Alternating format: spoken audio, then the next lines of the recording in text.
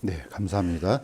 자, 우리 같이 나눌 말씀은 신명기 15장 12절에서 18절 같이 일어서셔서 봉독하도록 하겠습니다. 교독하면서 마지막은 같이 읽도록 하겠습니다. 네 형제 곧 히브리 남자나 히브리 여자가 내게 팔려서 6해 동안 너를 섬기거든 너는 7째에 그를 놓아주어 너를 떠나서 자유롭게 가게 할 것이요 내가 그를 보내어 너를 떠나서 자유롭게 할 그때에 그가 빈손으로 가게 하지 말고 네 양떼에서와 타작마당에서와 포도즙 틀에서 그에게 후히 줄지니 곧 주 내 하나님께서 내게 복을 주실 때에 주신 것 중에서 그에게 줄지니라. 네가 이집트 땅에서 노예였던 것과 주 내 하나님께서 너를 구속하신 것을 너는 기억할지니 그러므로 내가 오늘 이것을 내게 명령하노라. 그가 만일 너와 내 집을 사랑하며 너와 함께 잘 지내므로 내게 이르기를 내가 당신을 떠나지 아니하겠노라 하거든 너는 송곳을 취하여 문에 대게 그의 길을 뚫으라. 그리하면 그가 영원히 내 종이 되리니 너는 내 여종에게도 그와 같이 할지니라. 아멘. 잠시 기도드리겠습니다. 하나님 아버지, 또 주의 첫날을 맞이해서 저희들 마음을 주님 앞에 구별했습니다. 귀한 시간 주님께 올려드립니다. 저희들 마음도 함께 올려드립니다. 말씀을 통해서 주님께서 저희들에게 말씀해 주옵시고 같이 나눌 때 더 큰 하나님의 은혜가 임할 수 있도록 도와주시옵소서. 감사드리며 예수님의 이름으로 기도드립니다. 자, 앉으시겠습니다.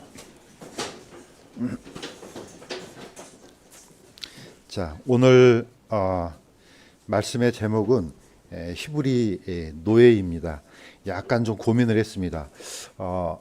노예가 맞나 종이 맞나 두 단어를 갖고 좀 고민을 했었는데 요즘에서는 아마 종이란 단어보다는 노예란 말을 좀 많이 써서 노예라고 좀 단어를 이렇게 히브리 노예라고 했습니다. 자, 우리가 뭐 오늘 읽었던 말씀은 뭐 어렵지 않습니다. 어렵지 않고 단순하긴 한데 이 말씀을 이제 보면은 이 말씀 속에서 하나님께서 무슨 말씀을 하시려고 하는지 약간 그게 약간 의문이 듭니다. 이게 이제 우리 교회하고도 상관없고 역사적으로는 이제 이스라엘 백성들한테 관련된 말씀인데 이 말씀을 통해서 어떤 은혜와 또 교훈이 있는지 살펴보기를 원합니다. 노예 또 종 하면은 우리나라의 종하고는 약간 다릅니다. 그런데 어쨌든 의미는 비슷합니다. 노예 그러면은 제가 어렸을 때 생각이 납니다. 특히 그 킨타쿤테 떠오르죠. 예, 그 옛날 미국에서 방영했던 그 뿔이라는 영화에 보면은 그 노예 흑인 노예 주인공 이름이 킨타쿤테였습니다. 자세한 건 모르지만 어쨌든 그 아프리카에 있던 노예를 잡아서 미국으로 이제 데려와서 거기서 이제 이 험난한 생을 살았던 그런 과정들을 겪었던 그런 것들 그렸던 영화이기도 합니다. 자, 그것하고 약간 비슷하지만은 그것보다는 약간 좀 대우가 좋은 그런 노예인 것 같습니다. 뭐 이미지를 이제 보시면 아시겠지만은 보통 노예의 의미가 뭐 이렇게 이해하면 좋을 것 같아요. 이 노예 종 그러면 어떻습니까? 주권이 없는 거죠. 자기의 주권이 없습니다. 내가 이렇게 하겠다 그러면 할 수 있는 게 아니죠. 그 다음에 소유권이 없습니다.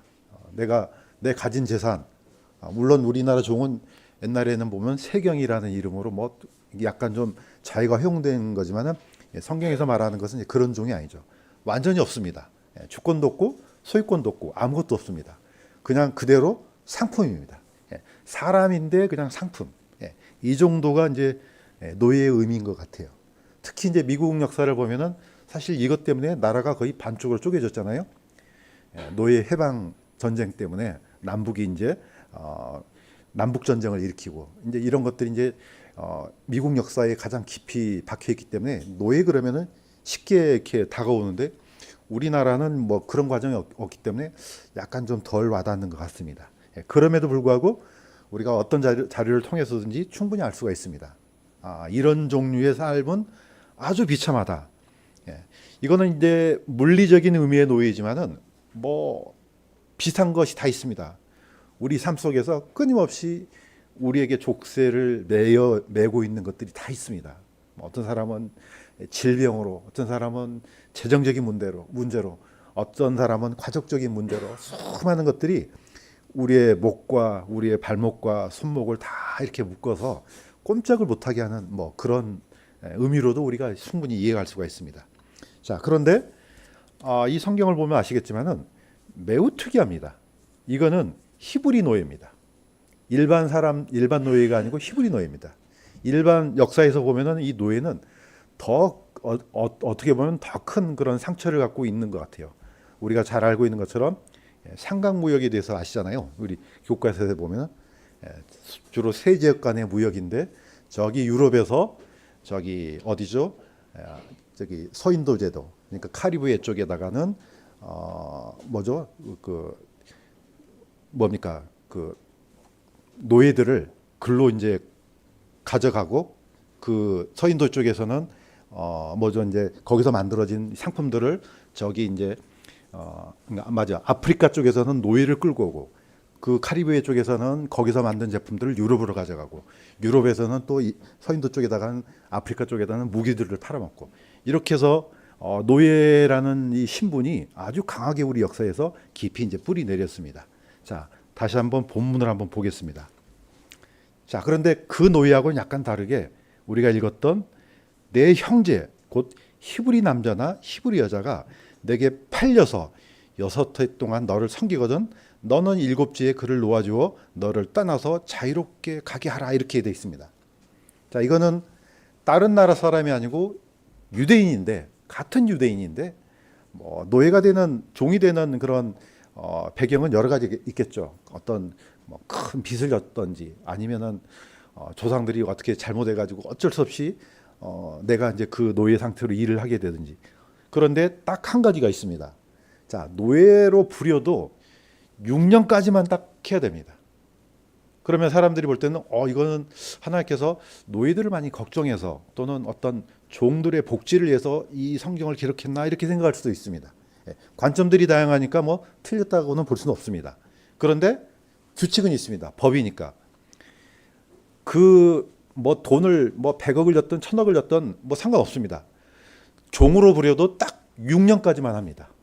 6년 동안.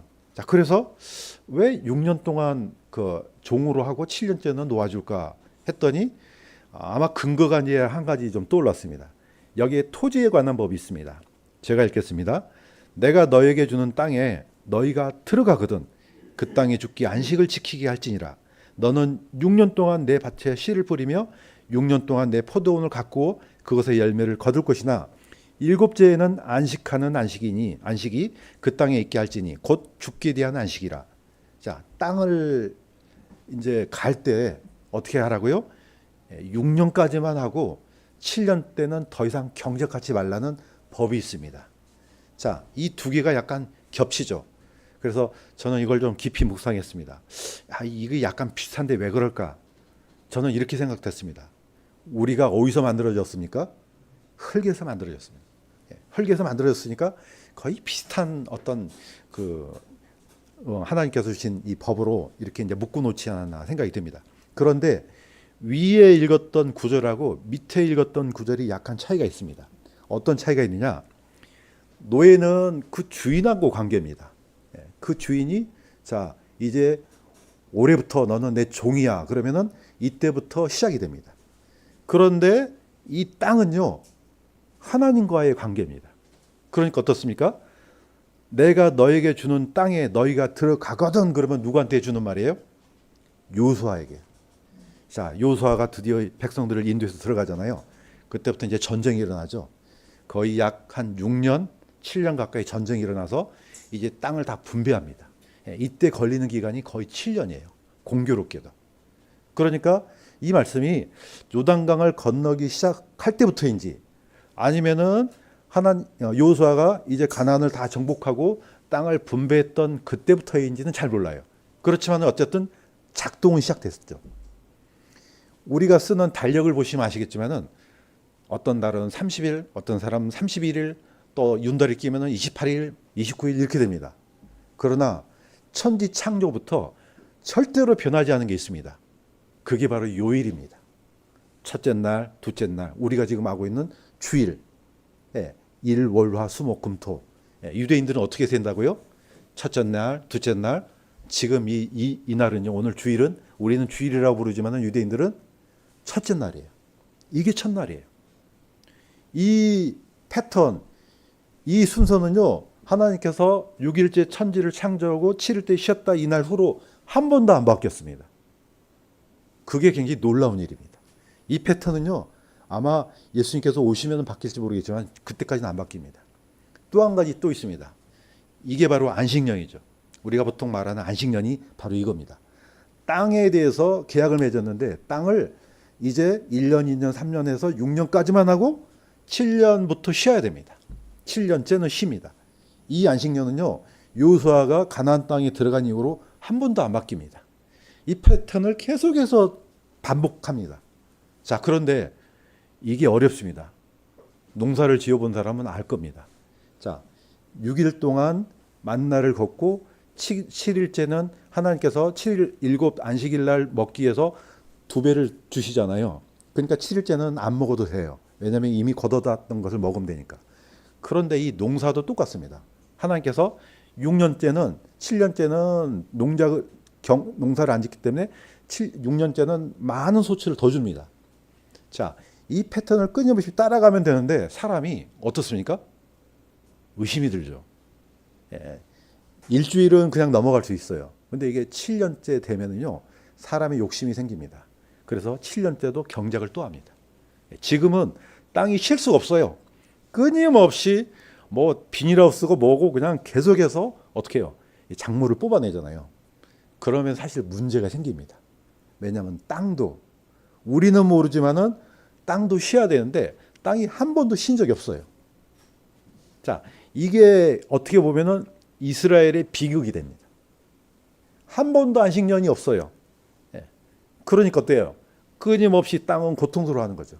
우리는 이 고통 소리를 못 듣지만은 땅이 호소하는 소리를 하나님은 듣는단 말이죠. 하나님은 창조주 하나님이기 때문에 뭐가 망가진지 안다고요. 자, 우리는 모르죠. 자, 우리 죄인들은 이런 생각을 가질 수가 없습니다. 자, 그런데 하나님께서는 더 놀라운 걸 얘기를 하십니다. 자, 7이라는 이 패턴을 잡아가면서 무슨 해를 주시냐면은 희년을 주십니다. 이것도 한번 보도록 하겠습니다. 희년 그러면은 한자어로는 기쁜 해란 뜻입니다. 번역을 누가 했는지 모르겠지만 그렇게 번역을 했습니다. 그런데 이게 원래는 히브리어로는 요벨입니다. 이 요벨이란 뜻은 숫 양의 뿔이란 뜻입니다. 예, 왜냐? 그때 이 뿔나팔을 불었기 때문에 이걸 희년이라 그럽니다. 그런데 언제 하느냐? 제가 읽겠습니다. 너는 너를 위해 7 안식년을 셀지니 7년이 7번인즉 49년이 되리라. 다시 말해서 7년 안식년을 7바퀴를 돌면 49년이 돼요. 자, 그때 너는 7번째 달 10일에 희락의 나팔 소리를 내고 너희는 그 속죄일에 너희의 온 땅의 나팔을 크게 불지니라. 너희는 그 60번째, 50번째 해를 거룩하게 하여 온 땅에서 자유를 선포하라. 그것은 너에게 희년이 되리니 너희는 각각 자기 소유로 돌아가고 각각 자기 가족에게 돌아갈지니라. 자, 이 희년은 토지하고 사람하고 상관없습니다. 둘 다입니다. 이날 50번째 날이 떨어지면요, 예를 들면은 저 사람이 저 종이 내 지금 토지에서 농장에서 일한 지가 딱 1년밖에 안 됐어요. 그런데 내년이 신년이에요.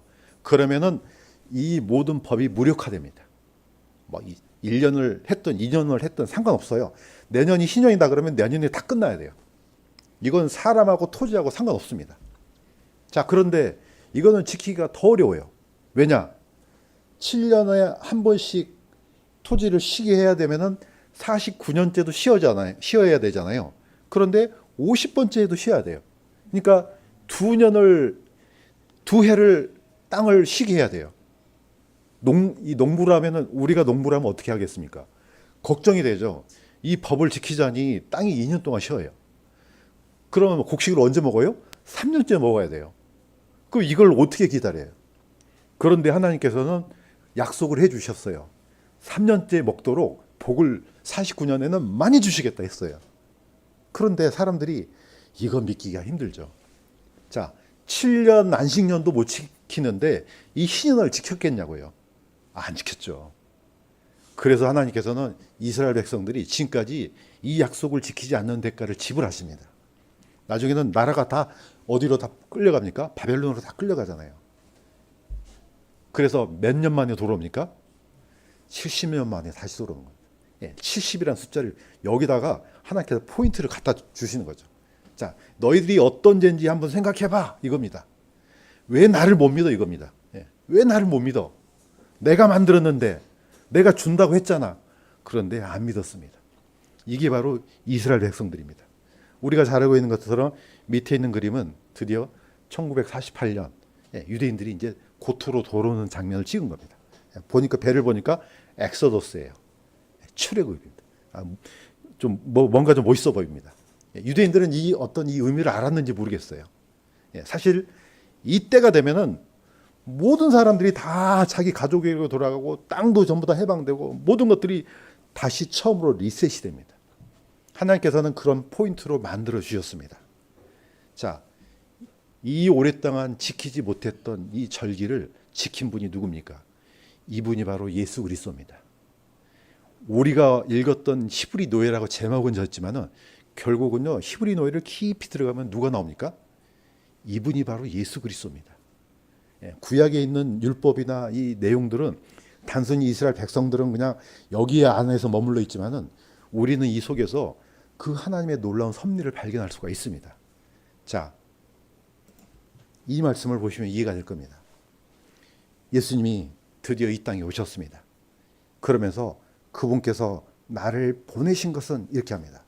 이게 어디서 선포했느냐면은 예수님께서 이제 드디어 침례 요한에게 침례를 받으시고 어디로 올라갑니까? 침례 요한이 감옥에 갇힌 후로 나사렛으로 올라갑니다.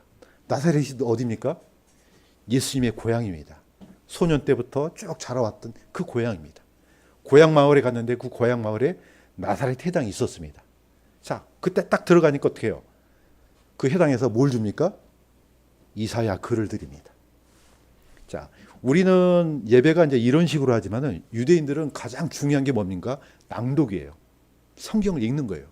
1년짜리가 딱 세팅이 돼 있어요. 언제 안식일에는 어떤 말씀을 읽고 이게 다 이미 세팅이 돼 있어요. 예수님은 아시죠? 오늘 어떤 말씀을 읽어야 될지. 딱 갔더니 이사야 두루마리를 갖고 딱 예수님께 드리니까 예수님께서 이렇게 읽으셨어요. 바로 그게 이사야에 있는 말씀이에요. 어떤 말씀이냐? 마음이 상한 자들을 고치며 포로된 자들에게 구출을, 눈먼 자들에게 다시 보게 함을 선포하고 상처 입은 자들을 자유롭게 하며 주의 받아주시는 해를 선포하게 하려 하심이라. 이 주의 받아주시는 해, 이게 바로 희년입니다.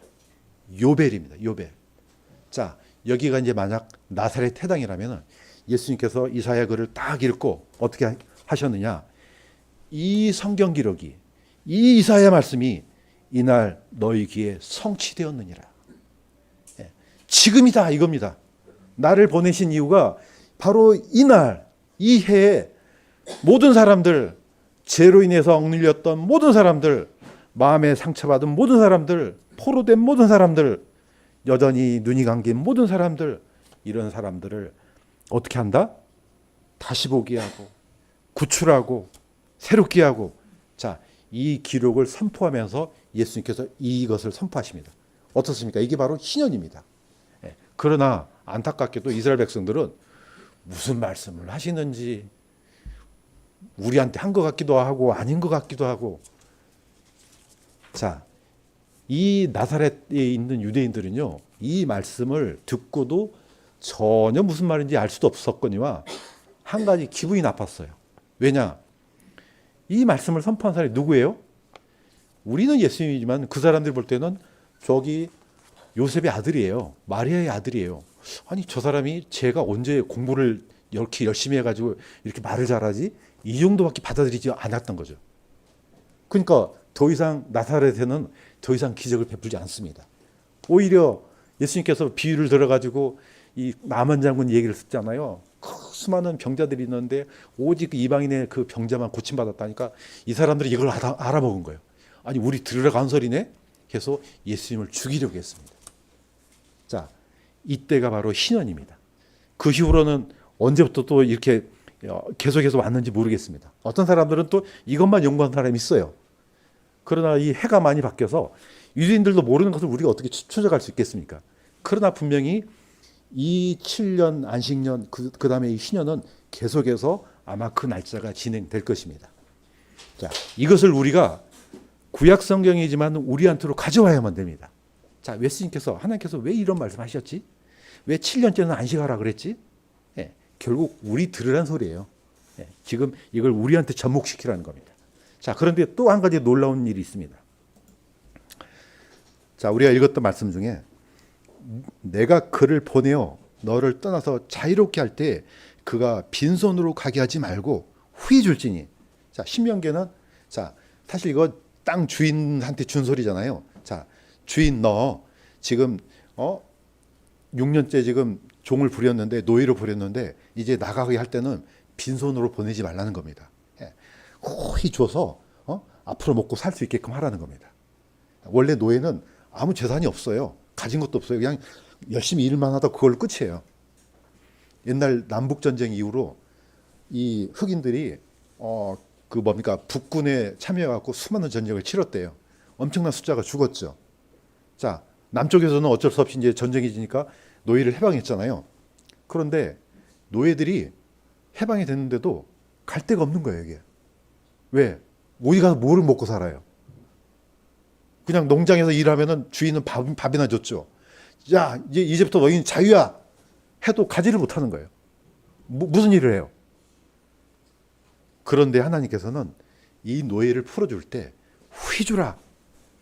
자, 이게 이유가 있습니다. 출애굽기 12장 33절에서 36절에는 자, 이 사건 잘 알죠? 거의 장장 400년 동안의 노예가 이제 끝나서 자, 오늘 저녁하고 내일 새벽에 하면 짐 싸들고 다 가야 돼요. 약 장장이 아니죠. 거의 200만 명이나 되는 사람들이 이제 이집트를 빠져나갑니다. 그런데 나갈 때 뭐라고요? 하나님께서 이집트 사람들에게 은보석과 금보석과 의복을 빌리매. 사실 이게 번역이 약간 매끄럽지 않습니다. 빌리면 다시 줘야 될 거 아니에요. 이거 빌린 게 아니에요. 원어를 보면 요청하다는 거예요. 다 내놔 이겁니다. 내가 지금까지 이렇게 고생하고 살았는데 다 내놔 그러면은 다 줘야 돼요. 왜냐? 주께서 이집트 사람들의 눈앞에서 백성에게 호의를 베푸사 그들이 요구하는 것을 빌려주게 하셨으므로. 빌려주기는 뭘 빌려줘요? 뒤에 보면 뭐라고 되어 있습니까? 그들이 이집트 사람들을 노략하였더라 이렇게 돼 있죠. 이건 노략이에요. 말이 좀 약간 좀 매끄럽지 않지만은 가가지고 자 내일 떠나야 되는데 저게 멋있어 보이네? 그럼 다 줘야 되는 겁니다. 당신 좀 옷이 멋있어 보이는데 내놔 그러면 다 벗어줘야 됩니다. 이렇게 했다는 겁니다. 왜? 이걸 들어줄 수밖에 없는 게 나라가 초토화됐어요. 거의 10가지 재앙으로 다 망가졌죠. 자기 집 장자는 죽었죠. 아니 이 말을 안 들으면 어떻게 하려고요? 그러니까 그냥 달란 대로 다 주는 거죠. 그래서 이스라엘 백성들이 그 이집트에서 수많은 은과 보석 그 다음에 뭐 장신구들 몽땅 가지고 나오잖아요. 바로 그것으로 만든 게 성막이에요. 뭐 성막 저기 그 광야에서 뭐 물질이 뭐가 있습니까? 다 이집트에서 가져온 거예요. 왜? 하나님께서 그들에게 달란대로 다 주게 했다는 거죠. 그러니까 어떻게 보면은 400년간 밀린 봉급을 다 받았다고 생각하면 됩니다. 그럼 얼마나 많겠습니까?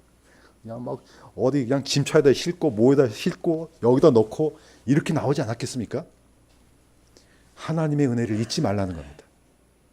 너도 옛날에 그 노예였어 이겁니다. 너도 종이었지 않느냐? 그때 나올 때 어떻게 나왔느냐? 이렇게 풍성하게 나왔지 않느냐? 그러면은 너의 종도 그렇게 보내면 안 돼 이겁니다. 왜 이 말씀을 이 율법 안에다가 넣습니까? 이거는 우리를 거꾸로 돌이켜보라는 겁니다.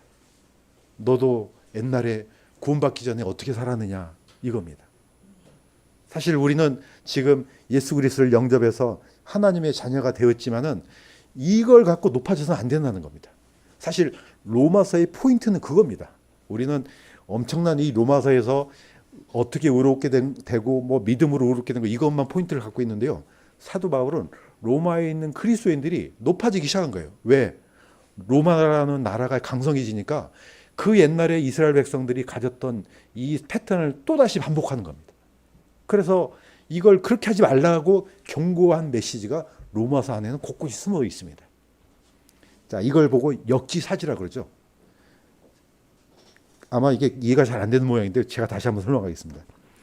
차 운전할 때 앞차가 뭐가 있습니까? 초보 운전이라고 써 있잖아요. 그럼 어떻습니까? 막 느리게 가잖아요. 그럼 어떻습니까? 성질이 확 나잖아요.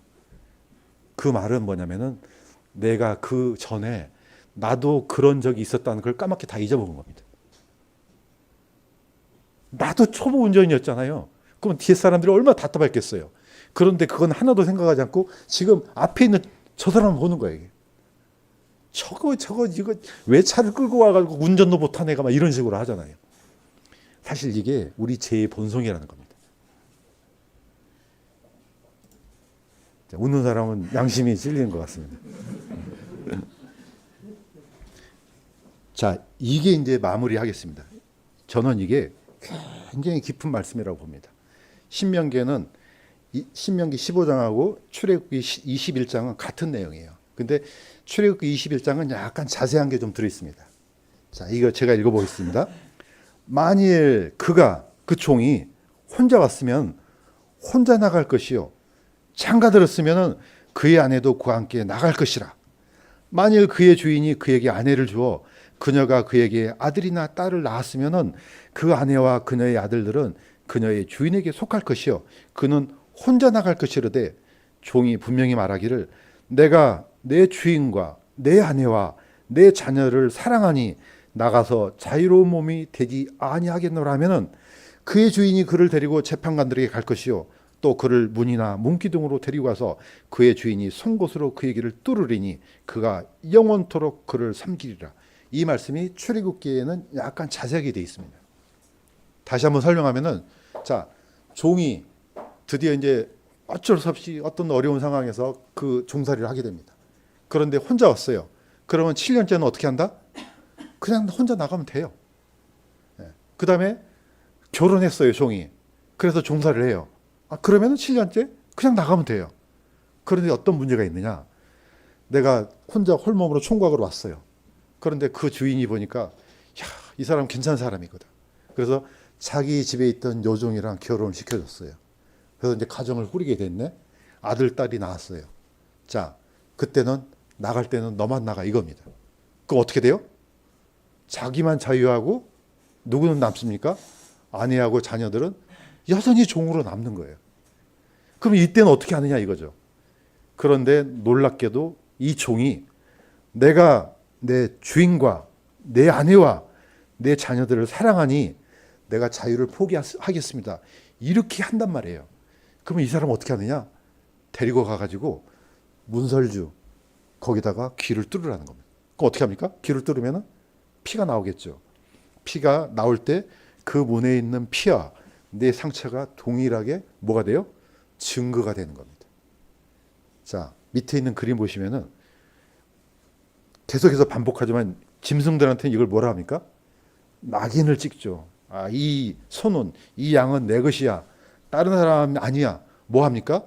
불로 달군 그 뭡니까? 이거 지져가지고 자기 이니셜 새겨서 딱 하잖아요. 제가 좋아하는 오케이 목장의 결투 보면 이런 게 나오잖아요. 그 서부 영화에 보면은 소그만 소들 그러면 그냥 소가 얼마나 아프겠습니까? 이게 원래 사실 귀걸이는요. 뭐 이거 제가 나무라는 거 아닙니다. 원래 귀를 뚫는다는 것은 나는 종입니다 이런 뜻입니다. 고대에는 노예들이 다 귀를 뚫었어요. 뚫어서 어떤 주인한테 속한지를 여기에 표시를 남기는 거죠. 물론 이게 지금 와서는 이게 액세서리로 돼 있지만은 그래서 가능하면은 안 하는 게 좋습니다. 예, 나는 종이 아니야 이거죠. 예, 예. 자, 옛날에는 종이었다는 표시를 그렇게 남겼습니다. 자, 그렇다고 해서 이것을 예수님 앞에 예수님 언제 귀를 뚫었나 이렇게 하면 안 됩니다. 이거는 표시예요, 표시. 예. 사람을 종은 일을 해야 되는데 여기다가 어떻게 뚫기는 어떻게 뚫어요? 그냥 가벼운 이 어떻게 증표를 남기려고 한 거죠. 자, 이게 뭡니까? 이 히브리 노예는 누구를 지키려고 했습니까? 자기의 가족을 지키려고 한 겁니다. 사실 지난주에 목사님이 가족에 대해서 얘기했잖아요. 오늘 포인트도 사실 가족이에요. 그런데 이 가족은 어떤 가족입니까? 지금 이 가족이 아니고 예수 그리스도 안에 있는 모든 가족입니다. 물론 하나님께서 복을 주셔서 잘 결혼해서 자녀들도 낳고 해서 이렇게 가정을 꾸리는 것도 좋지만은 사도 바울은 또 뭐라고 했습니까? 나와 같이 지내는 게 좋다고 얘기했어요. 저는 결코 사도 바울 같은 얘기는 안 하겠습니다. 왜냐하면 저는 이미 결혼했기 때문에. 그래도 걱정하지 마세요. 예수님 안에 있으면은 영원한 가족입니다. 예, 우리의 영원한 신랑은 예수 그리스도입니다. 예, 그러니까 이거 걱정할 필요가 없는 겁니다. 혹시 일이 잘못해서 혹시 어떤 뭔가 사정이 있어서 지금까지 결혼 안 했다도 전혀 문제될 게 없습니다. 왜냐? 이미 하나님의 가족 안에 들어와 있는 겁니다. 자, 이분이 누구겠습니까? 이 히브리 노예가. 이분은 가족을 지켜야 되는 거예요. 예, 또한 주인을 위해서 내가 영원토록 봉사하겠습니다. 그 예수 그리스도의 이 십자가의 사건을 통해서 보면요, 이게 이 말씀하고 관련이 되는구나 이렇게 다가올 것입니다. 자, 이제 진짜 마무리하겠습니다. 영원한 희생입니다. 사실 이 히브리 노예는요, 자기를 희생한 겁니다. 예, 나의 자유를 포기하고 대신에 그 포기한 대가로 이 가족을 살려야 되겠다는 걸 보여주는 겁니다. 에베소서 5장 25절에 이거는 같이 한번 읽겠습니다. 시작. 남편들아 너희 아내 사랑하기를 그리스도께서 교회를 사랑하사 교회를 위하여 자신을 주신 것 같이 하라. 사실 이 가족은 예수님은 우리 교회를 사랑해서 여기 있는 교회뿐만 아닙니다. 예수님 안에 있는 모든 교회는 예수님께서 이미 주셨습니다. 값을 지불한 겁니다. 그러니까 우리가 영원한 자유를 얻는 겁니다. 그래서 우리는 비록 이 땅에서는 아주 고통스러운 삶을 산다 할지라도 우리는 자유인이에요. 진짜 안식을 누리고 있는 겁니다. 물론 살다 보면 별의별 근심 걱정이 있잖아요. 내일은 뭘 먹고 살까? 내 직장은 안전할까? 그렇지만은 그거는 일시적인 겁니다. 어느 누가 예수님 안에 있는 사람이 내가 지옥 갈까? 이런 사람이 있습니까? 그런 근본적인 걱정은 없습니다. 이게 우리에게 주신 영원한 안식 때문에 그렇습니다. 이 스가랴 12장을 제가 한번 읽겠습니다. 내가 다윗의 집과 예루살렘 거주민 위에 은혜의 영과 강구하는 영을 부어주리니 그들이 곧 자기들이 찌른 나를 바라보고 사람이 자기의 아들을 위하여 애곡하듯 그를 위하여 애곡하며 사람이 자기의 처음 난 자를 위하여 쓰라리게 슬퍼하듯 그를 위하여 쓰라리게 슬퍼하리로다. 그날에 마치 무깃돈 골짜기에 하다드리몬에서의 애곡과 같은 큰 애곡이 예루살렘에 있으리라. 이건 우리 형제님이 한번 이 구절을 보내왔습니다. 자, 이거 지난 시간에 요시아 왕 얘기했지 않습니까? 그 경건하고 하나님을 사랑했던 그 요시아 왕이 어떻게 전쟁터에 가서 이 무깃도 골짜기에서 죽게 됩니다. 그러니까 어떻습니까? 발을 동동 구리고 이 애곡했던 사람들이 전부 다예요. 이스라엘 백성들은 다 이 죽음을 애곡했습니다. 특히 에레미야는 너무나 안타까웠습니다. 예, 그런 눈물이 언제 오느냐? 예수님께서 다시 오실 때 이스라엘 백성들이 그분의 상처를 보고 그때서야 이런 눈물을 흘린다고 했습니다. 왜 그렇습니까? 뭘 보고? 자기들이 찌른 나를 보고. 찔렀다는 것은 여기에 증표가 남아있다는 겁니다. 이거는요, 계속해서 반복하지만 이 상처는요, 없어지지 않습니다. 낫지도 않습니다. 영원하는 겁니다. 그래서 예수님께서 받으셨던 손과 옆구리와 발에 있는 상처, 그것 때문에 우리가 영원한 하나님의 가족이 되는 겁니다. 이 얼마나 놀라운 은혜입니까? 그래서 그분은 우리를 위해서 영원한 완전함을 스스로 버려버린 겁니다. 영원한 자유를 버려버리고 대신에 우리를 살려내신 겁니다. 그래서 우리는 이 말씀, 오늘 읽었던 이 말씀을 다시 한번 묵상하면서 이 말씀이 결국은 이 히브리 노예가 바로 예수 그리스도를 말하는 거구나. 여기서 이 말씀을 가져오면은 더 큰 하나님의 은혜가 임하지 않을까 저는 그렇게 믿습니다. 이 말씀은 오늘 읽었지만은 다시 한번 집에 가서 읽으면서 이 속에 있는 하나님의 놀라운 은혜와 또 예수 그리스도의 희생을 다시 한번 기억하면서 하나님을 찬양하기를 기도드립니다. 자, 기도하겠습니다. 하나님 아버지, 히브리 노예 이토록 우리를 사랑하시고 하나님의 영원한 가족을 위해서 예수님께서 자신의 몸을 버리신 이 사건들을 또 이 구절 안에서 찾아보았습니다. 우리의 삶 속에서 날마다 이 말씀이 기억나서 우리를 향하신 하나님의 놀랍고 큰 사랑이 얼마나 큰지를 늘 잊지 않도록 도와주시옵소서. 우리 교회가 이 은혜를 늘 기억하면서 하나님을 사랑하는 교회로 남을 수 있도록 도와주시옵소서. 감사드리며 예수님의 이름으로 기도드립니다.